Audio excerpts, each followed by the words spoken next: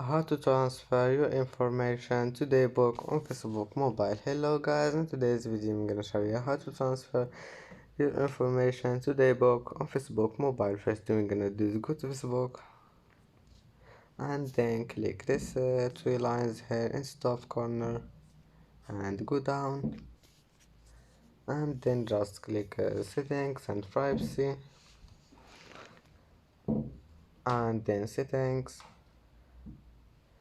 and here go down and click this one, transfer a copy of your information, and then click next, and now just click Daybook, and here just manage anything you want, and then click next, and then just connect your Facebook with Daybook, and that's it. If you like this video, don't forget like and subscribe, and then see you in the next video.